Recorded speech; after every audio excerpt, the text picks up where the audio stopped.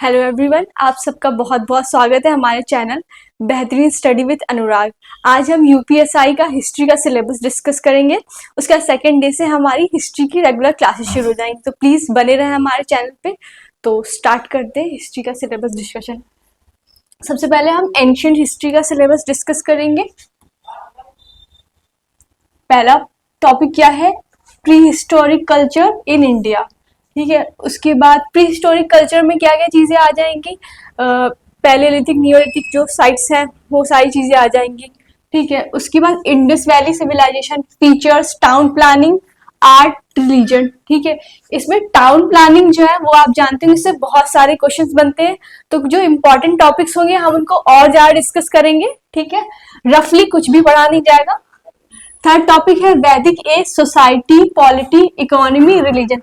वैदिक एज में रिलीजन और सोसाइटी दो बहुत इंपॉर्टेंट टॉपिक है, तो हम लोग उस पर बहुत अच्छे से पढ़ेंगे। ठीक है, फोर्थ टॉपिक है महाजनपदास, राइज ऑफ मगध।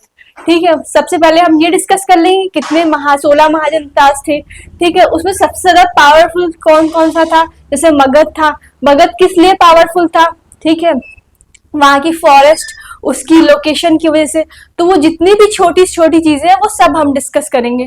ठीक है, उसके बाद Mauryan empire, Chandragupta, Ashok, administration, art and architecture. अब इस वाले टॉपिक में मौर्यन एम्पायर में चंद्रगुप्त और सबसे ज्यादा इंपॉर्टेंट है अशोक। अशोक की धम्म पॉलिसीज वगैरह, ठीक है, प्रचार उसका, वो सब चीजें बहुत इंपॉर्टेंट है। तो वो सब चीजें हम लोग बहुत अच्छे से पढ़ेंगे। फिर थर्ड है क्या है? Post Maurya state, Kushan and Satavahanas. ठीक है, इसमें कुषाण और सातवाहनास बहुत इंपॉर्टेंट, उनके कॉइन्स बहुत इंपॉर्टेंट है। ठीक है, उनके अराइवल का हमारे इंडिया पे, हमारे कल्चर पे क्या इम्पैक्ट पड़ा। ठीक है, जैसे कि क्या बोलते हैं, बुद्ध जी की जो कई सारी शैलियों में स्कल्पचर्स वगैरह बनने लगे कुषाण की वजह से, तो वो सारी चीज। और सातवाहनास के इम्पोर्टेंस क्या है, जैसे कि उन्होंने किस टाइप के कॉइन्स बनाए, जैसे शीशे के कॉइन्स उन्होंने ज्यादा बनाए थे। ठीक है, तो जो इम्पोर्टेंट चीजें हैं वो सब हम लोग पढ़ेंगे। ठीक है, Gupta empire, polity, society, art, literature, science and technology. अब गुप्ता एम्पायर में सिर्फ कोई एक चीज इंपॉर्टेंट नहीं है, उसमें सोसाइटी, आर्ट, लिटरेचर, साइंस और टेक्नोलॉजी, क्योंकि गुप्ता एम्पायर के टाइम पे बहुत सारे मैथमेटिशियंस अच्छे अच्छे थे। ठीक है, और बहुत सारे लिटरेचर्स अच्छे अच्छे उस टाइम पे हुए। ठीक है, तो वो सारी चीजें हम लोग डिस्कस करेंगे बहुत अच्छी तरीके से। फिर हर्ष एंड हिज टाइम, फिर क्या है, हर्षवर्धन का टाइम हम लोग पढ़ेंगे। उसका जो पुलकेशिन के साथ क्या बोलते हैं बैटल हुआ था, वो सभी बहुत इंपॉर्टेंट चीजें, सारी चीजें पढ़ेंगे। उसके बाद हम आते हैं मेडिवल हिस्ट्री में। ठीक है, मेडिवल हिस्ट्री में सबसे पहले क्या है? दिल्ली सल्तनत, स्लेव, खिलजी, तुगलक, सैयद, लोधी। ये जितनी भी डायनेस्टीज हैं हम लोग बहुत अच्छे से पढ़ेंगे। जो भी इम्पोर्टेंट इसमें रूलर होगा उसके बारे में बहुत अच्छे से पढ़ेंगे।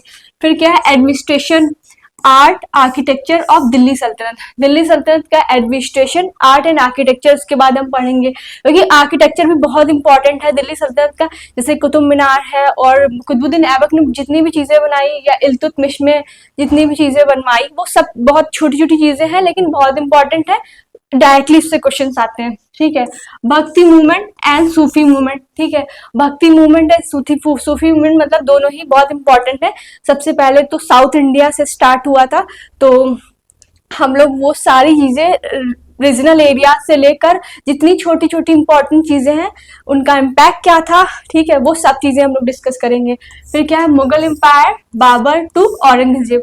मुगल एम्पायर वो भी बहुत इंपॉर्टेंट है, बाबर से लेके औरंगजेब तक उनकी पॉलिसी, एडमिनिस्ट्रेशन, सारी चीजें हम लोग बहुत अच्छे से पढ़ेंगे।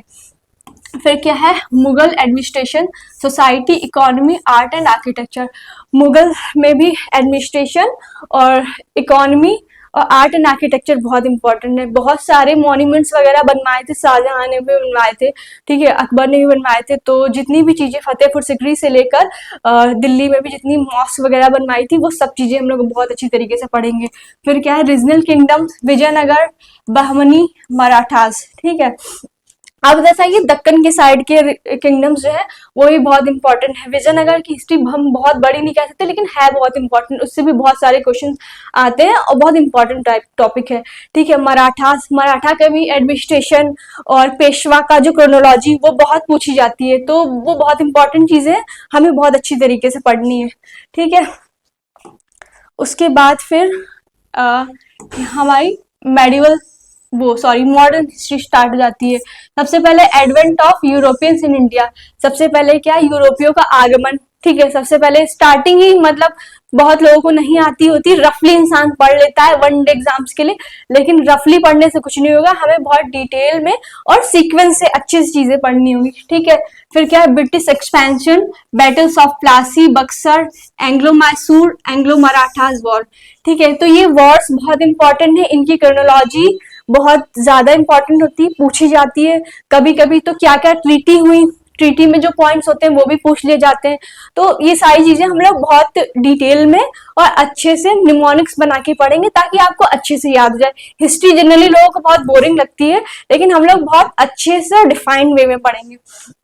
फिर क्या है, administration, economy, social policies of British. ठीक है, जो भी एडमिनिस्ट्रेशन था, उनकी इकोनॉमिक पॉलिसीज वगैरह थी, सोशल पॉलिसीज जो थी, कैसे वो क्रिश्चियनिटी को स्प्रेड कर रहे थे। ठीक है, और कुछ चीजें उन्होंने ठीक भी किया, जैसे कि सती सिस्टम और विडो रिमैरिज जो था, वो सब चीजें भी उन्होंने मतलब एबॉलिश किया, कुछ अच्छी चीजें भी की थी। तो छोटी से छोटी चीजें जो है वो हम लोग यहाँ पे पढ़ेंगे। ठीक है, उसके बाद क्या है, सोशल रिलीजियस रिफॉर्म्स, राजा राम मोहन रॉय, दयानंद सरस्वती, विवेकानंद एक्सेट्रा। ठीक है, सोशियो रिलीजियस रिफॉर्म्स भी हुए थे। राजा राम मोहन रॉय को मॉर्निंग स्टार ऑफ इंडिया क्यों बोला था, क्योंकि सबसे पहले उन्होंने इनिशिएट किया था।